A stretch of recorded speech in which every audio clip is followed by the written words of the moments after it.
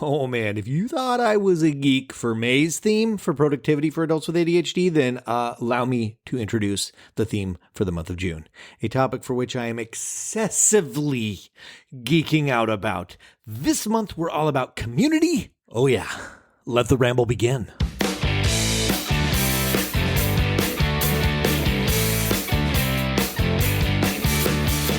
You are listening to ADHD Big Brother, the podcast for adults struggling with their ADHD and their depression and anxiety and blech. I'm your host, Russ Jones. I'm an ADHD coach, and I run the Platinum Award-winning community coaching of the same name, ADHD Big Brother. And I also have ADHD and depression. It's craptastic. Welcome aboard. Let's learn some stuff, laugh at some stuff. Ladies and gentlemen, here's some stuff. Welcome to the podcast. Oh, God, this is a really big deal to me because I'm such an advocate, I think, for community. I'm a total believer in how powerful it is for adults with ADHD and like moving our needles forward. But before we kick into the topic, I wanted to do the mental health report. That's what I want to do. We're going to do the things that I want to do. As many of you know, we are doing our part to normalize talking about our school spaghetti, the good, the bad, and the weird. It's not always cupcakes and sugar biscuits up there. You know what I mean? Sometimes it's a little too al dente. It's a little too crunchy. Didn't cook it long enough. Sometimes the school spaghetti's a hot mess. And that's okay. This past week, I've been pretty darn good. I'm in a really good relationship. It's really good, you guys. Like, we say I love you and everything. It's really great.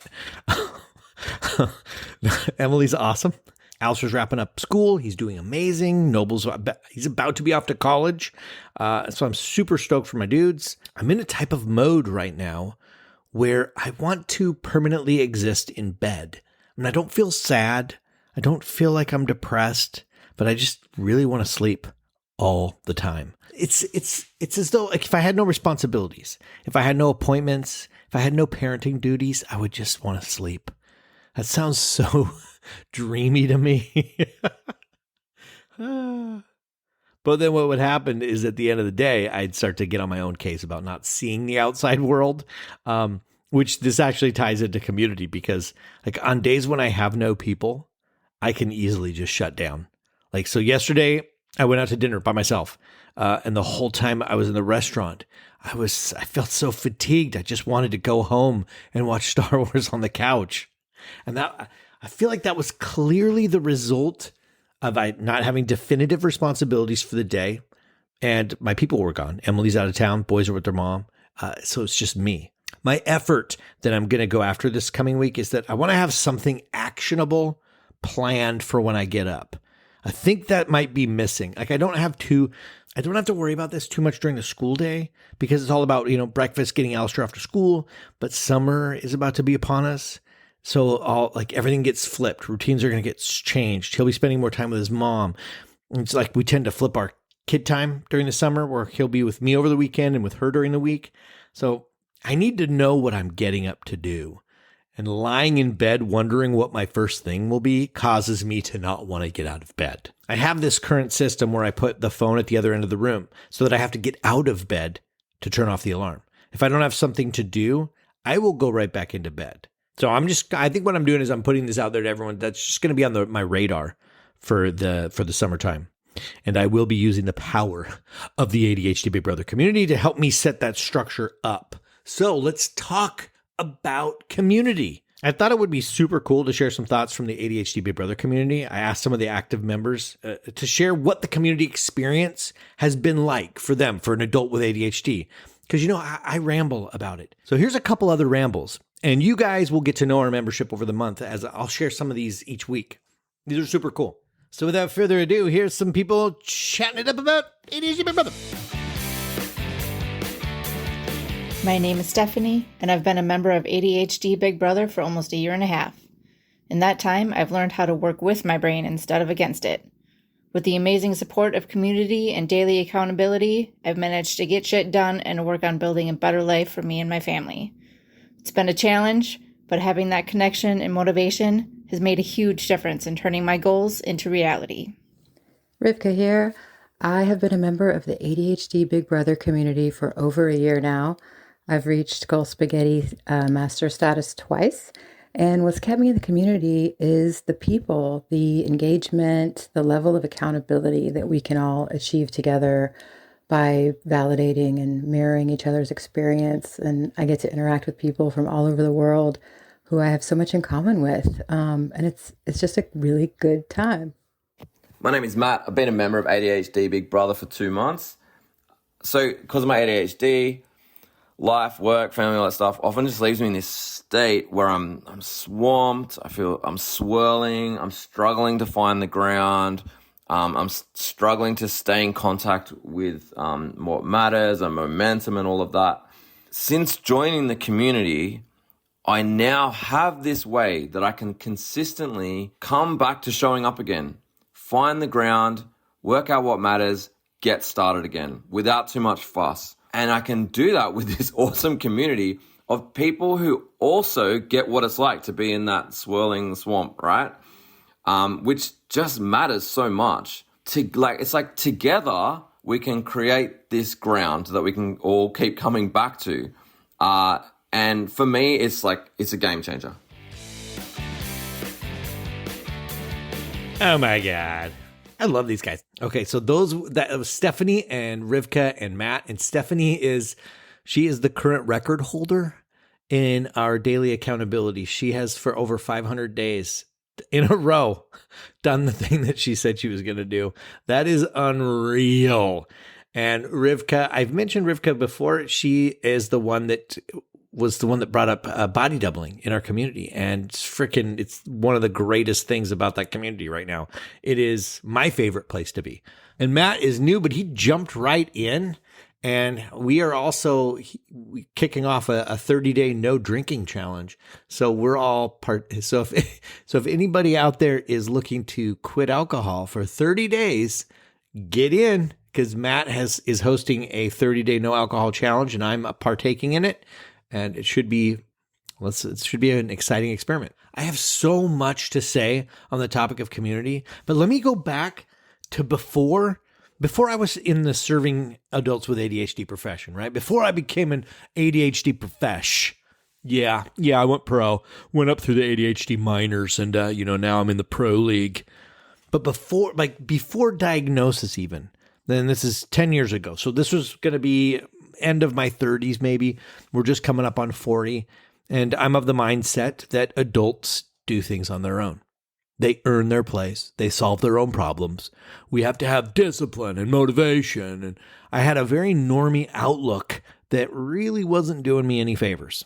And I spent, I'm going to say it's easily a decade, 5 to 10 years, on and on and on and on. I tried to varying degrees of success to quit nicotine, but always relapsing. And it was when I gave in to the idea of community that I found ultimate success with that, to the point that when I was looking at how I could best serve adults with ADHD, not just in relating to each other, but how to help move our needles forward, nudge us down the mountain toward our goals. The daily accountability of a community similar to this quit group was how I modeled ADHD Big Brother. So many of us have this conceptual knowledge. We've learned the ways that a person would manage their ADHD, but we don't do the work.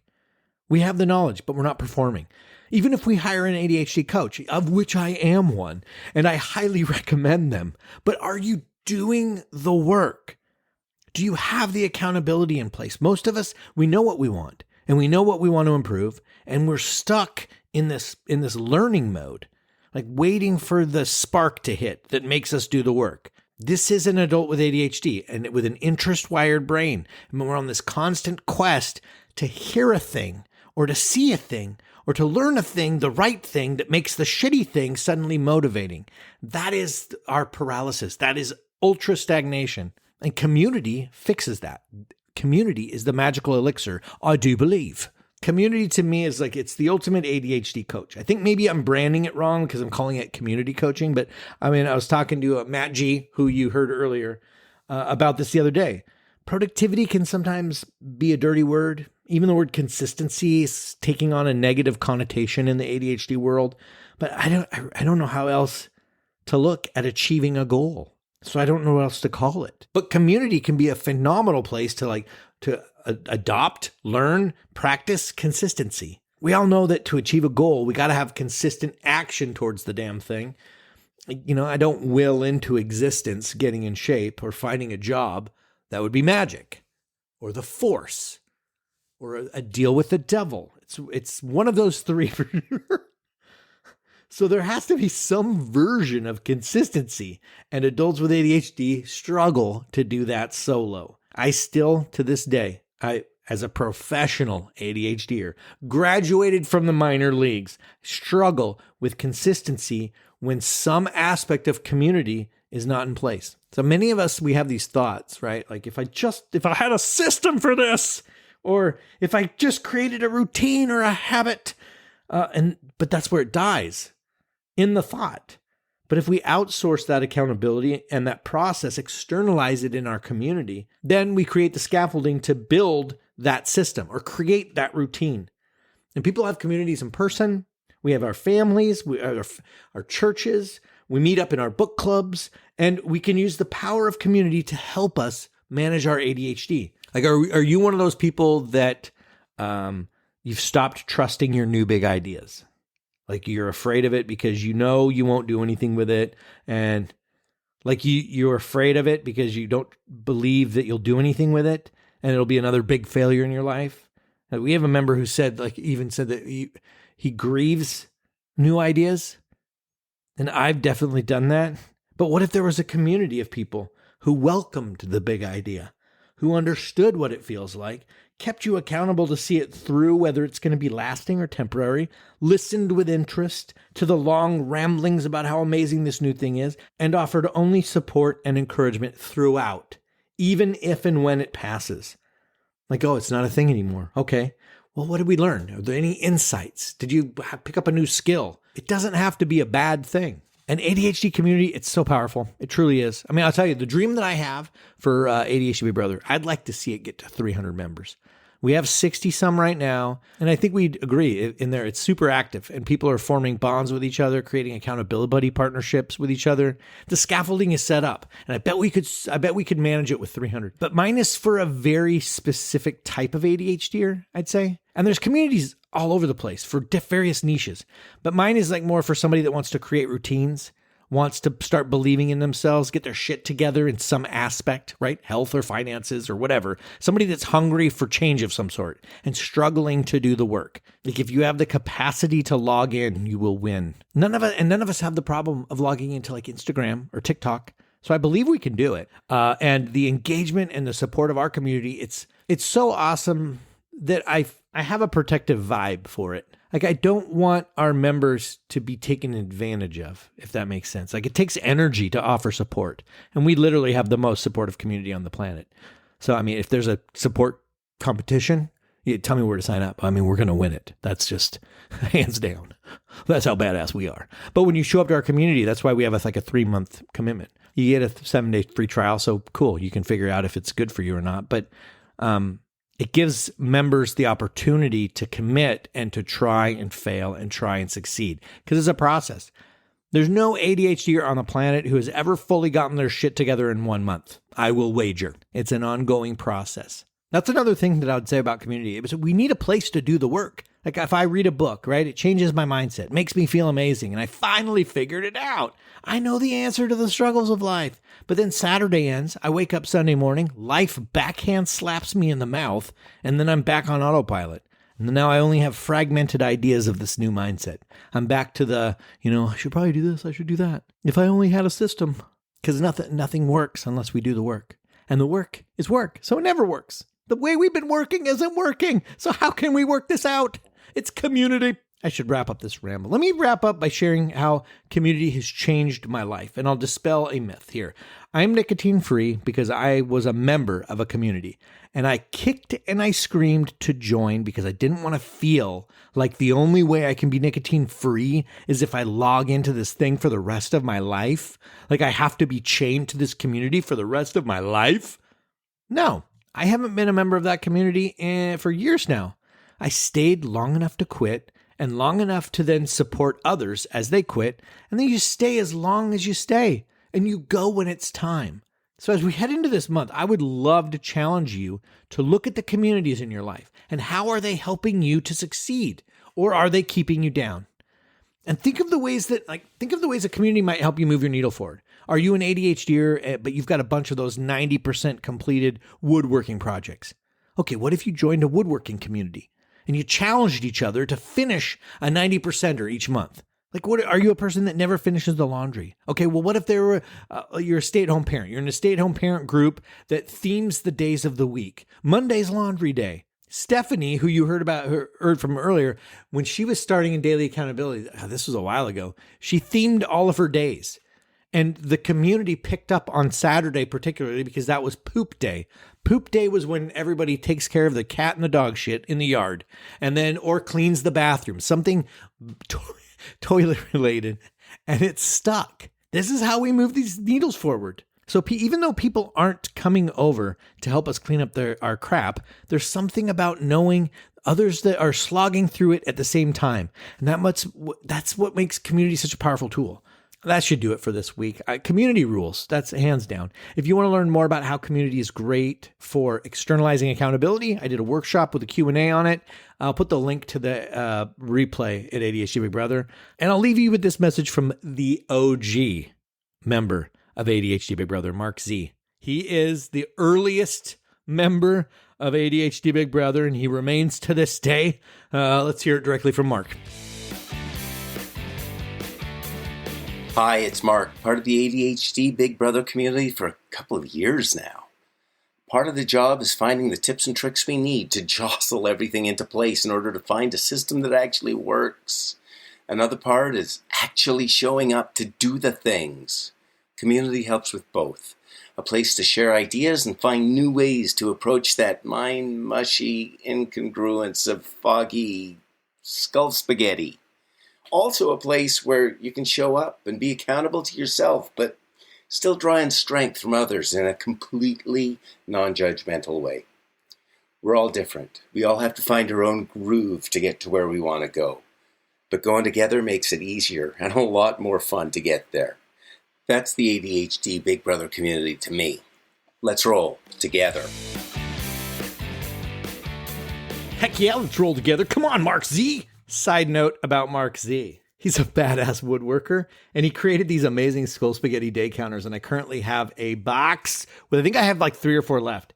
So anytime a person reaches 100 days in a row of doing the thing that they said, which happens here, we are doing it. They earn a skull spaghetti master badge, and I mail you one of these counters as long as we got them in stock. I currently just reached my 4th time hitting 100. I'm a 4-timer, but the record holder continues to be Stephanie, as I mentioned earlier, with just over 500 days in a row. And this isn't burnout stuff, you guys. Like you think, oh, 500 days in a row, I have to do stuff every day. It's daily practice at managing ADHD and doing important things with an interest-wired brain. Daily practice at something that might be uncomfortable to get started on. It's amazing. And some people, they're just doing like their daily accountability is just a post in the daily accountability. They're just getting their muscles going. They're just doing the stretches to get it ready. It is so awesome. So I'm sure you're ready to join our community right now. Make sure you say hi to me when you do. The link is in the show notes. Don't forget to smash that like button. And anyways, I hope you guys have a fantastic week. I'm super stoked to talk more about community in the coming weeks. And I shall talk to you later.